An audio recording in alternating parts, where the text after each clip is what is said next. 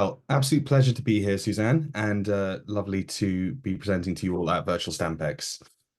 So, to introduce myself, my background, I started out in the stamp department at Spink about 7 or 8 years ago now. I was working with Paul Matthews, I remember very briefly. But my main experience and interest was in coins, which is what I went into ultimately. I worked in the coin department at Spink for a year between the London and New York offices. I then went to work at Heritage Auctions in Dallas, Texas, where I was going back and forth for 2 more years. I then joined the London firm Sovereign Rarities, where I was there for 2.5 years, and I've been at eBay coming up to 2 years now as well. So my background is almost exclusively in coins, but as you can tell, I've collected quite a lot of stuff over my career and indeed my life. And I'm here to talk today about how I've seen same themes come up across collectible categories. I've worked with stamps, with coins, with trading cards, fossils. I once negotiated the sale of a dinosaur skeleton from UAE to California. Um, I've worked with film memorabilia, books. All of these different categories have radically different collecting bases, but they all have their own similarities. They're all tied together by passion and by a feeling of community. So I'm going to talk through some of the history of collecting, um, how we all individually might approach the hobby, and then some of the advances that are taking place now as the market modernizes, and maybe what the future might bring for philately, as well as other collectibles too. So, collecting is probably one of the most widespread hobbies across the entire world. It can be now practiced by rich and poor alike, if you're able, disabled, whatever. It just requires you to be interested and to accrue these things. It wasn't always the case, though. For most of history, collecting as a hobby was only limited to the very, very wealthy. So the earliest records we have of collecting as a hobby was around 5,000 years ago, by Mesopotamian kings and elites. But collecting itself would still predate this. So one of my favorite artifacts in history, I think, is a stone tool found in the UK that dates to about 250,000 years ago, the early Paleolithic, I think. And it is a stone hand axe that has a fossil bivalve very carefully chipped around in the center, because someone clearly selected this stone for its unique appeal, and they decided to accentuate what made it unusual and treasure it in such a way. So we've always had this appreciation for the unusual. And I think as hunter-gatherers back then, as we would collect these things as we found them, as we gathered them, and then would start to attribute value to these things. And it's how the basis for economy started. We would gradually lean towards the items that had that would preserve the longest, things like metals, precious stones, etc. And they became the first collectibles in a way. So the record continues. So and during the Egyptian Ptolemaic dynasty, they collected books from all around the world to form the Library of Alexandria. Then much more recently in medieval Italy, the Medici family, the fathers of modern banking, were some of the first private collectors of art, as opposed to just being the church and the state. And throughout history, these collectors started to represent more of the early scientists. So you'd have zoologists collecting animal specimens, you had geologists collecting fossils, crystals, not necessarily knowing what they were, but collecting these things in order to study them and try and get a sense of what they were looking at. It was still very much this gatherer type mentality of just bringing all these artifacts together in one place so you could appreciate them, but there was still a sense of look at me, look how much stuff I've got. But this for a long time was what collecting looked like.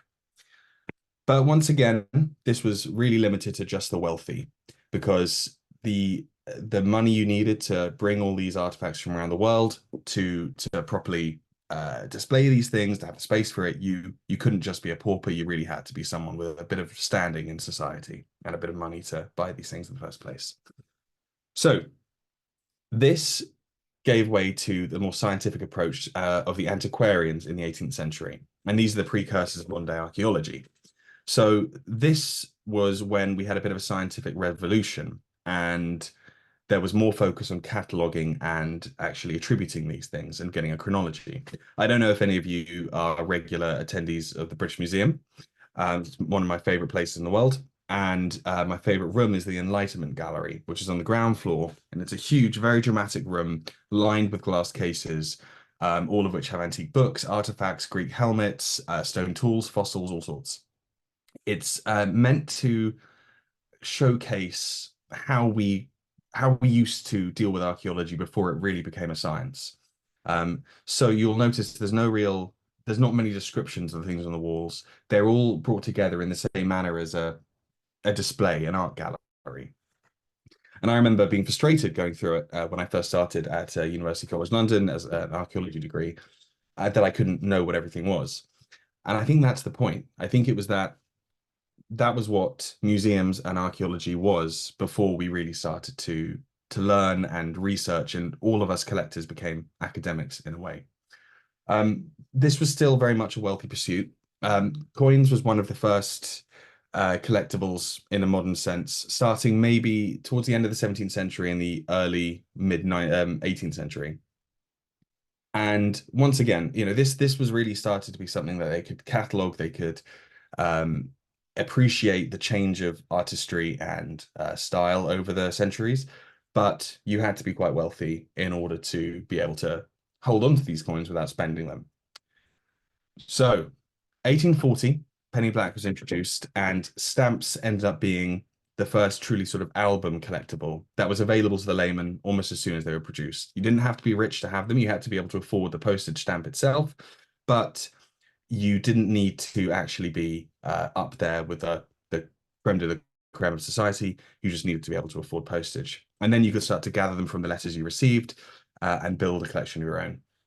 So one of the first public collectors of single-use stamps was John Edward Gray. He was a zoologist at the British Museum. And he had already had this sort of antiquarian scientific approach, but already having the collecting bug, as it were, no pun intended, being a zoologist, he was primed to then start enjoying this new collectible, stamps. And so in the last 184 years since that happened, there's now a lot more opportunities to collect than there used to be.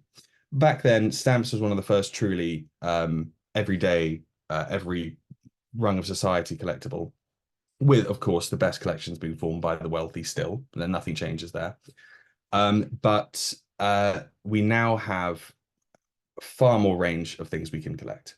So we still have the traditional collectors of antiques, furniture, silver, art, etc. And these collections sometimes represent more interior decorating displays rather than collections. But then we have the series collector, like stamps, like coins, but then you have toys, Lego, action figures, Funko Pops, there's comics, there's collectible trading cards, there's postcards, cigarette cards, baseball cards. There's a collectible for every part of popular culture. And these collectibles were all designed to be accessible to the general public and not just the elite. So I feel like what I've seen is when you have the bug, which you tend to get when you're pretty young, this stays with you and it can definitely affect you across categories. So I hadn't had a huge amount of experience with stamps beyond my starting at Spink. But when I started this role at eBay, looking after stamps as well as coins, I couldn't stop myself from buying some. So I have my own penny black now, I'm very proud to say, as well as a few other Victorian pieces. But there's still more I want to set my sights on. I think that's something I'll come on to about the barrier that stamps has that maybe other collectibles don't. But as I say, I'll touch on that in a moment. I think that what we see in today's collecting habits is a lot of it comes down to nostalgia. And I think, we've covered a little bit about how collecting has formed part of our history as a society, as a species. But I think it's also our own personal history that collecting really rears its head. So a lot of what we find ourselves collecting in adulthood does end up being connected somehow to when we were children. So we want to tap into the nostalgia and the joy of our innocence. So trading cards, for example, that was something that a lot of us collected at school in my generation. I think it's happened, back further and further with things like baseball cards, cigarette cards, what have you. Um, and maybe you take a hiatus as you start your first career, and you grow up, but then you find yourself wanting to connect again with that joy from collecting. I remember being a fairly lonely child, um, and looking through my stamp album, my coin album on a rainy night, feeling completely content with the world. I think at the time I was mostly interested in the recently released J.R. Tolkien stamps because I was a bit of a Lord of the Rings fan. But I was completely happy as long as I had my collectibles there because they framed my worldview. And if I was able to find a really good new acquisition on eBay or at a coin fair or a stamp fair, it would give me a real feeling of accomplishment. But alongside the respite that collecting can provide you from the world, that sort of safe haven, it also offers a really strong social component that I think is extremely important and becoming more so. And it didn't always, but alongside the financial incentive, the visual, artistic incentive, and academic, um, through collecting, you find a community of like-minded individuals. So, you have shows like Comic-Con that brings together all the comic collectors and comic art and memorabilia collectors. You have stamp shows and obviously exhibiting for the best stamp collections. You've got coin shows, you've got trading card games, etc. It's all opportunities to interact with those that speak your language and to impress them with what you've built, your collection. Because we're all united by passion. That's what collecting is. It's a pursuit of this shared enjoyment for an item or series.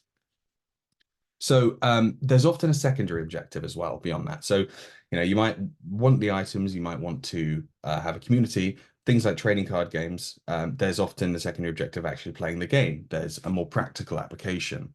But for a lot of people, they don't want to damage them, and it's alongside, but maybe there's some they play with, some they collect, etc.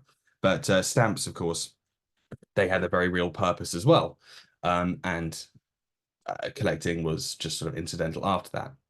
What I would say about stamps is most collectibles do offer some opportunity to be an academic. I know that within coins, for example, the UK market, numismatic history of the UK stretches back so far that there's plenty of room for new research and discoveries, and new things are being discovered all the time.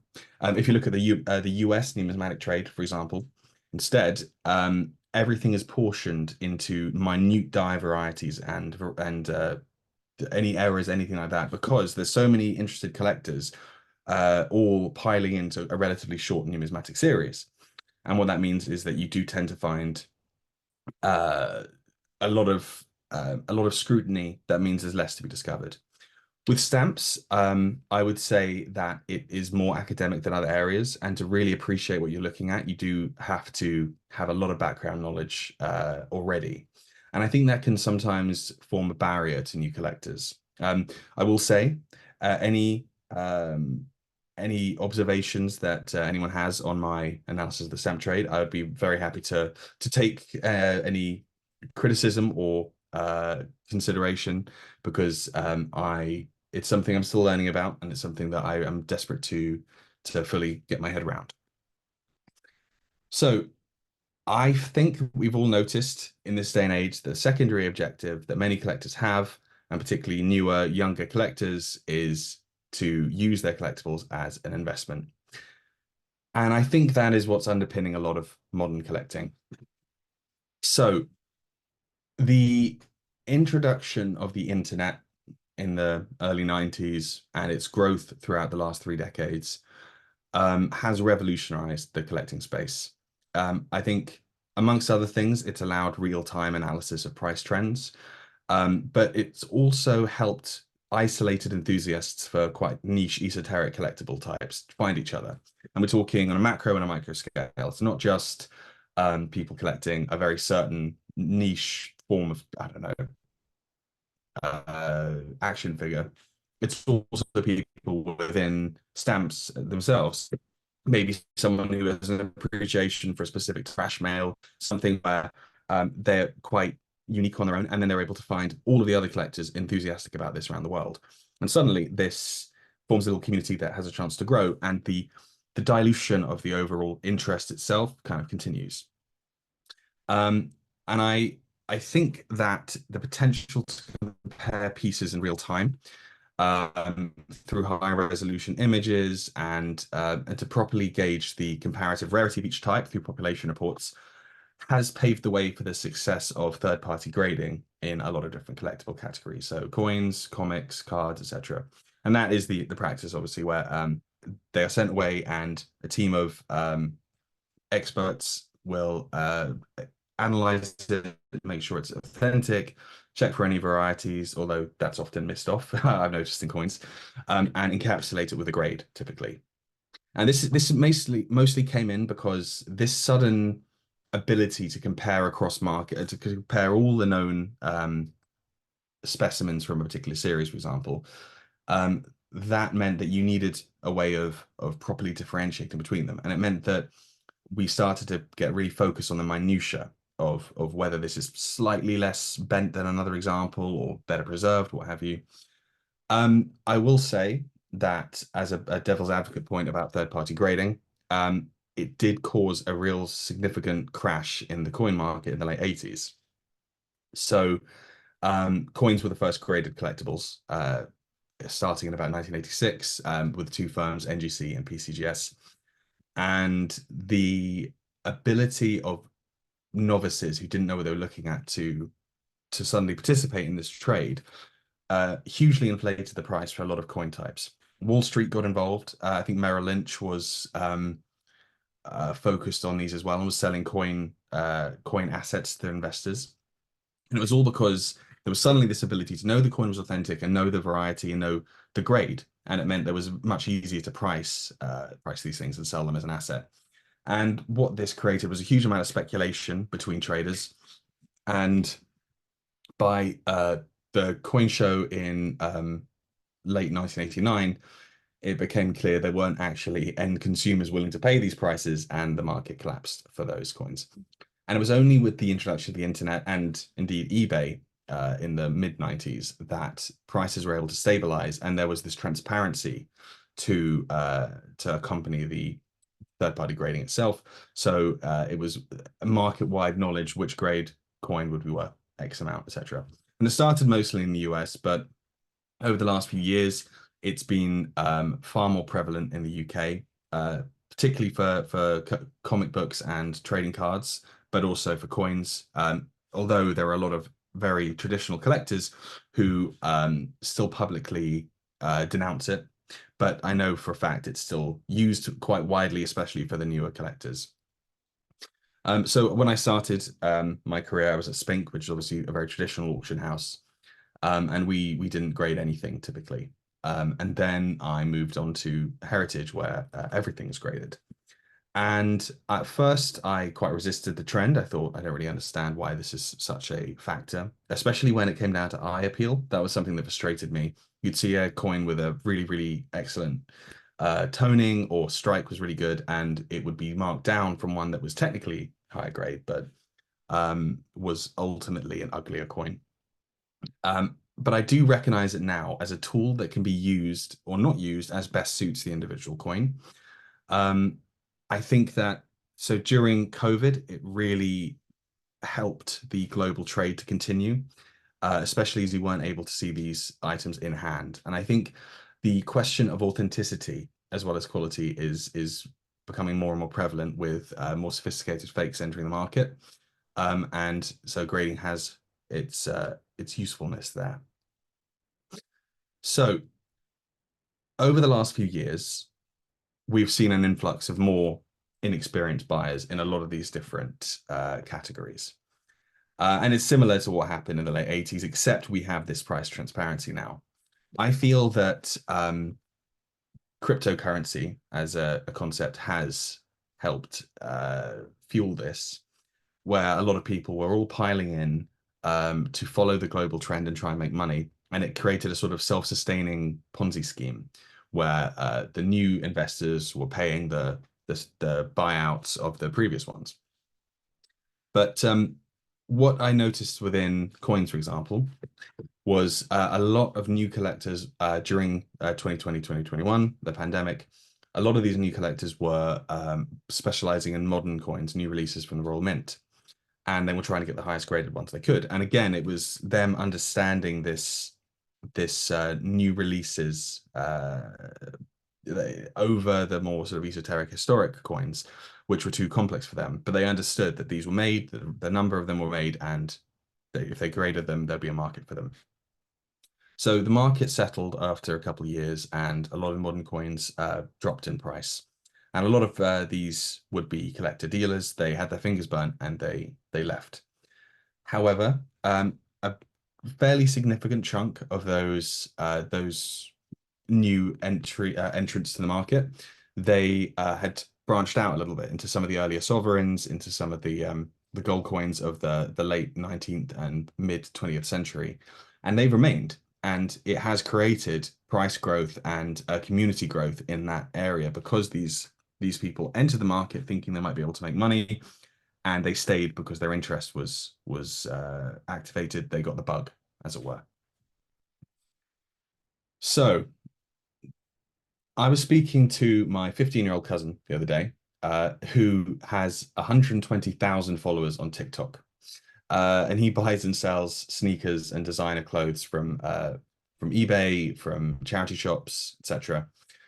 And he told me that if he were to put a video on coins or stamps titled "The New Way to Make Money in 2024," he would get millions of views and hundreds of thousands of new followers like that, because that's what everyone of his generation is searching for. And I think that the cryptocurrency boom that we've seen since 2010, it has transformed the mindset of those entering collectibles. There's now far more of an incentive to look at investment opportunity first, and then that has the potential to graduate into interest afterwards. Obviously, it's not good for any trade if it's just full of people looking to make money, because you do need the genuine interest there to activate yourself as an end consumer. I mean, for me, through a lot of my career, I've not collected coins. I have traded them every now and then, but it's not been a terrific source of interest for me. But then the last couple of years, after a lot of grinding down, I absolutely embraced them as a collectible, and now I get an enormous sense of happiness out of them. I actually am going to show you one I bought recently. This is a siege piece struck in 1646 during the siege of Newark during the English Civil War. And they made these out of chopped up silver plates in the castle because they couldn't access any actual coins to pay their soldiers with.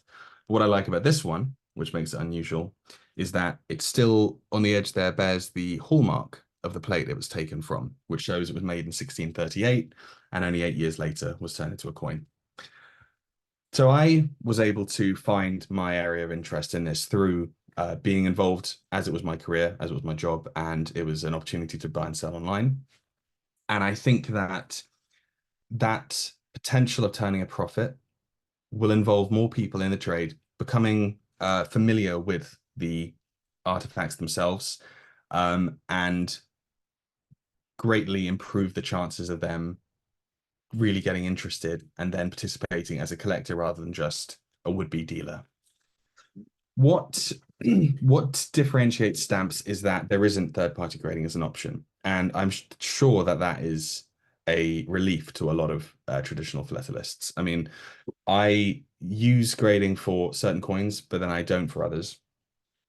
But it undeniably does attract new blood to collecting because it allows people to know what they're looking at genuine. It properly attributes it most of the time, and it protects it, especially for something like a stamp, which is more delicate. And I think that there's also a sense of display case about it, something where you have something, a collectible, encased in something that tells you what it is, tells you the age, and it just means that whereas I can show my Newark Siege coin to a lot of people and they don't really know what they're looking at or why it's so special to me. My partner found me staring at it the other day and she said, "I don't know what you're looking at. You know what it looks like already." But something like this, it already tells you what it is. It's an easy thing to impress people with. And again, a lot of us collectors, we really do want to share our knowledge and our interest with other people. I know I do, and it's something where when it's graded, they can say, "Oh wow, this is 700 years old. This is amazing." The fact that it doesn't exist for stamps yet does form a barrier, and especially as it is a collectible series that has such a lot of minute differences that spell large value differences or rarity differences, it means it can be too daunting, I think, for some new collectors. But I think there is opportunity for crossover with with items such as trading cards. So they're now probably, if not the most popular, they're one of the most popular collectibles on the planet because they come in so many iterations and they're not even that much younger than stamps. So the first trading cards came out at the end of the 19th century and mostly were cigarette cards. And then the first baseball cards were about 20 years later. And sports trading cards are some of the most valuable collectibles out there. I mean, when I was at Heritage, I saw a 1952 Mickey Mantle rookie card, which the finest one known is worth about 25 million. That was an offer given to the owner and he turned it down, which is amazing to me. But it's because they really caught that interest and that nostalgia. And there's so many collectors who were born in the sort of 40s, 50s, 60s for whom this was part of their childhood. And they maybe didn't have the capital to buy these things back then, but now they do. And it's something they really want to delve into as much as they can. So in the same way, these at the highest tier of the market, these cards are always graded now, and it protects them. Um, and it does allow outside parties to understand what they're looking at, understand the rarity, understand the grade, and it just is quantifiable in a way. Um, and I think as a community, we see more and more crossover within graded collectibles. So not just because the grading companies themselves, they tend to wear a lot of hats. I mean, a collector's universe, it has PSA, which is cards. It has PCGS, which is coins. And then you have CGC, does comics. It does just historical interest items, including piece of the Wright brothers plane that was brought aboard the Apollo mission to the moon. That was encapsulated. Um, and so there's this interest in collectibles generally, and I feel that the third-party grading aspect is what unites it. And collectors can be fickle. I know from personal experience, from my own collecting habits, but also one of my collectors, my clients in the coins field, he's a very established collector of British coins. He wants the highest denomination coins he can, the best preservation, but he's never bought the very large Oxford pounds or half pounds of Charles I, simply because they won't fit into his cabinet. And it's something as minor as that, the fact that it can't be displayed alongside the rest of his collection, that holds him back from buying them. So I think that today's card collectors collecting these sort of paper, cardboard collectibles, um, from the nostalgia they bring, and also maybe a little bit of financial incentive and just a rarity appreciation, they could easily be tomorrow's philatelists. I think um, if third-party grading were to rear its head in stamp collecting, I'm not sure who would do it, but I think it would bring the potential of a lot more outside collectors into the field. And I think maybe some of them would leave shortly afterwards, maybe some of them would stay, but some of them could be tomorrow's most prominent stamp collectors because more and more collectors are finding new communities through the internet and branching out. I know I am, and I think it's a common trait that is it's only spreading more and more as collecting advances. So I'll wrap up by saying that um, it's it is a bug, and it's something that I think most of us will curse and also be grateful for when we look at our bank accounts and have to explain to our partners how much we spent on a new Exceed shilling that she's found you staring at several times in the last week. But it is a real community that we can all appreciate. And I think all it is giving the best chance possible for new collectors to know what they're looking at, appreciate the significance and the rarity and the what really makes it stand out from the others. And that will allow for as much cross-category collecting as is possible.